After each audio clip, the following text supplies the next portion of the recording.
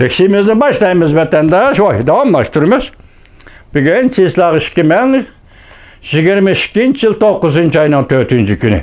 En başta etkandak, muş düşüp kalan leksiyeni men hazır teyyarıldım. Sizlerge yetküzümen dedim. Evvel üzerine bir his kılıp bakısla. Enandık yan birini mi deyişimiz vatandaşı. Mavzumunda Prezident Joe Biden bilen Prezident Vladimir Putin körüşkendin kiyen birden bir hürmetki sazavor kişi yani Reis Xi Jinping qattiq g'azablendi. Mavzulu haber 2021 yılı 6. ayının 17. günü Fransiya Xalqaro Radiosu'da e'lon qilindi. Haber mundaq başladı. Hem haber maqallarım 3 gündür mana saqlanib qolganini ko'rgan vatandaş. Hesapda bu top-to'g'ri 1 yil burunqi xabarda saqlanib qopti, tayyorlab qo'ygandim. Bugun men sizga yetkazmay buni. Quloq soling.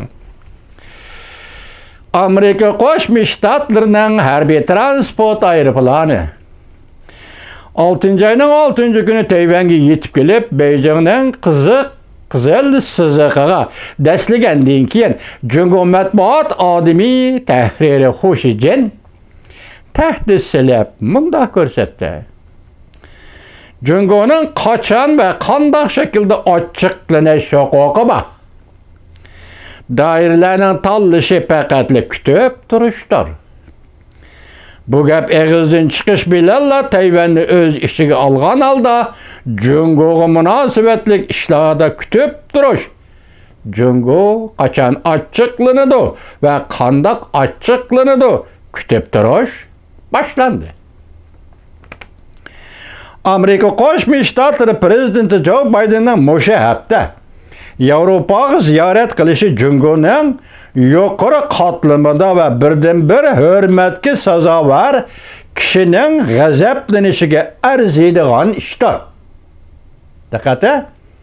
Sabab nima? Janva suhbati. Prezident Vladimir Putin, Amerika Qo'shma Shtatlari prezidenti Joe Biden ikki davlat rahbarining janva suhbati. Hozir buningdan Reis Xi Jinping ochig'inlayotgan. Men boshlayim dedim boya. Janva suhbati Uyg'uriston masalasi dedim go vatandaşı. Jungo qachon ochiqlandi va qanday ochiqlandi kutib turish boshlandi. Amerika Qo'shma Shtatlari prezidenti Joe Bidenning musha hafta Yevropaga ziyorat qilish Jungoning yuqori qatlamida kechiringlar. Va birdan bir hurmatga sazovor kishining g'azablanishiga arziydigan ishdir. Tehe helala suyumlik bo'lib qolgan Jungo diplomatlari ajdahor masalik kayfiyatini yana tirildirib, yenik mashinaga tonish yo'l bilan bengib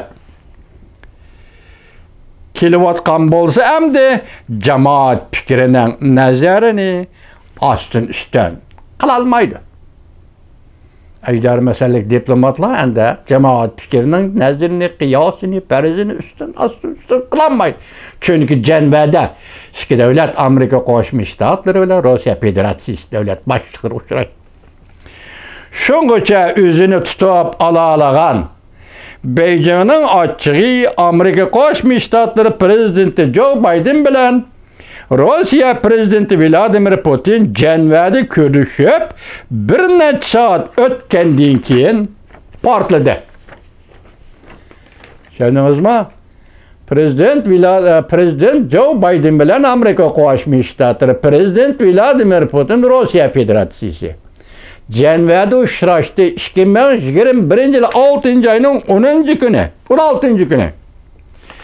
İki rahbar ko'rishib bir necha soatdan keyin Reis Xi Jinpingning g'azabi portladi. G'azabi qaynab toshdi. Demak, istihborot organlari bu ko'rishishda janvada Amerika Qo'shma Shtatlari bilan Tayvan Rossiya Federatsiyasi prezidenti davlat boshliqlarining suhbati nima deyishganligi bir necha soatdan keyin Reis Xi Jinpingga ayon bo'ldi. Ben nima dedim başta? 6. ayının 14. günüdür Simon Kreml sarayda ziyaret kıldı Uyg'uriston meselesini. Sual koydu televiziya muhbiri. 16 günü Cenev'de Amerika Qo'shma Shtatlari prezidenti Joe Biden bilan Rossiya Federatsiyasining prezidenti Vladimir Putin uchrashdi. Uchrashgandan keyin bir necha soat o'tib, Rais Xi Jinpingning g'azablari portladi deydi. Yani 6. ayının 17. günü Hong Kong şu yer vakti etdigende portladi. 6. ayının 17. 16. günde de kuşraşkan vakti 17. gün etdigende Hong Kong vakti bilen Hong Kong'da portladi bu gazaptı. Xi Jinping'nin açığı portladi. Açığını Hong Kong olma gazeteden çıkardı. Açığını Hong Kong olma gazeteden çıkardı. Hong Kong Devlet Bexatarlik Başkarması 500 nefer saqchini hareketga keltirib, olma gazeti binasını aqtirib, tentib, odamlarni tahrirlarni, gazetxona xodimlarini tutishga boshladi. Gazetxona yuqori qatlam rahbarligidan 5 nefer kishi qo'lga olindi.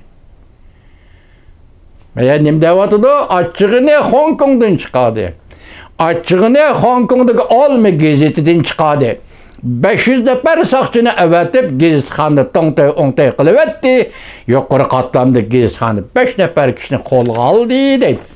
Masala qayerda yuz beryapti? Cenev'de Uyg'uriston masalasi ketyapti. Portildi, açığı ve g'azab portildi Rais Xi Jinping.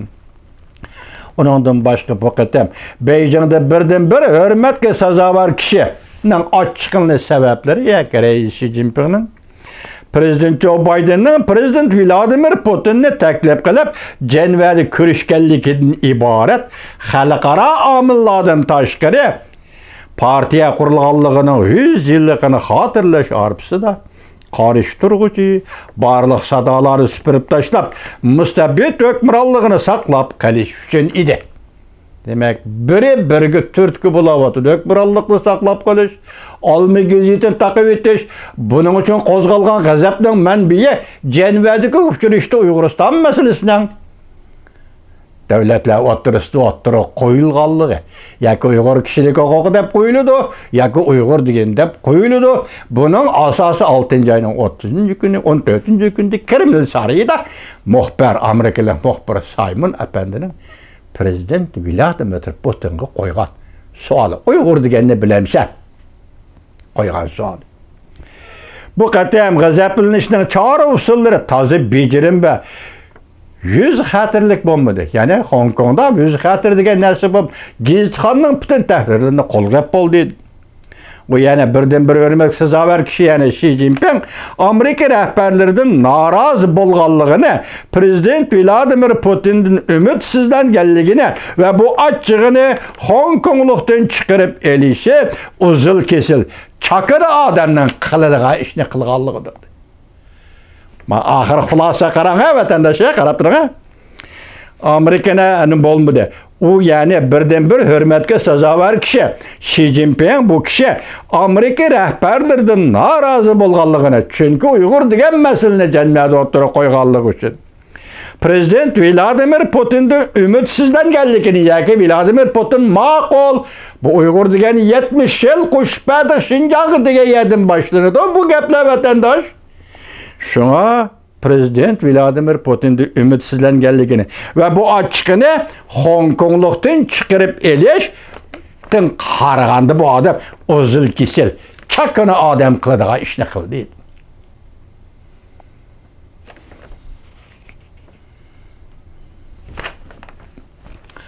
Bu şunda gepke vatandaşım. Endi şu, benim dedim, Li Jianshu Moskova'nı ziyaret kıldı.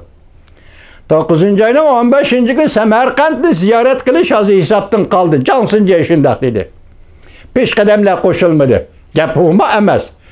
Rossiyaning Beijing turishliq bosh elchisi hamma deydigan so'zni deb bo'ldi. Uzib etdi. Undash belgisi qo'yib etdi. Chunki 8. ayının 31. kuni Birlashgan Davlatlar Tashkiloti undash belgisi qo'ydi. Tushundingizmi? Moskva undash belgisi qo'ydi. Amerika Qo'shma Shtatlari bayram doklad e'lon qilgan kuni birinchi bo'lib Amerika Qo'shma Shtatlari undash belgisi qo'ydi. Endi taraqqiyotga oldimiz qaraymiz. Uyg'urning kishilik huquq ahvoli masalasi, Uyg'ur degan masalani xalqarada aldığımızdaki bu vakanın, bu isimnin, bu faaliyet taraqqiyotı qaraymiz vatandaşlar. Mana bu bugünkü xabarim bir yıl burun xabarni saqlab, o'zini uchib ketmay turg'ini aqlimayran tarjima qilib, bugun bir hafta bo'lgandan men tarjima qilib qo'yib, bir vaqt keldi degan edim. Mana keldi bugun qarang. 15-kuni Samarqand bekor qilindi. Ya'ni amaliyotda prezident Vladimir Putin bilan ko'rishish bekor qilindi. Chunki ish tugadi. Axırlaşdı.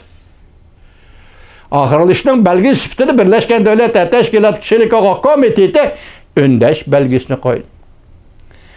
Ben bir çağladı sizler degen edim liksiyer vatandaşa.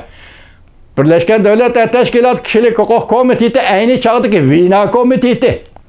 Birleşken Devletler Teşkilatı'nın Viyana Komiteti. Viyana Komiteti azsallık milletlerinin meselesini hal qilish, jidal maceralarını hal qilish, mustaqillik talab qilguvchilarga mustaqillik bo'yicha qarab chiqish, mushundaq bir jamiyat, mushundaq bir Viyana Komiteti ayni vaqtda hozir bu Birleşken Devletler Teşkilatı'nın Kişilik Hukuk Komitetiga o'zgardi. Ana shu komitetning boshlig'i Sabiq Michel Barchilat xonim hazırda chiqib ketdimi, qoldim bilmadim. Michel Barchilat xonim 8-ayning 31-kuni Uyg'ur masalasi bo'yicha Uyg'uristonning kishilik huquq ahvoli to'g'risida butun dunyoga dokalat e'lon qildi vatandash. Bugun meni saqlab qo'ygan leksiyamni dal mushuninga to'g'ri keldi. Sizlarga anlatdim vatandash.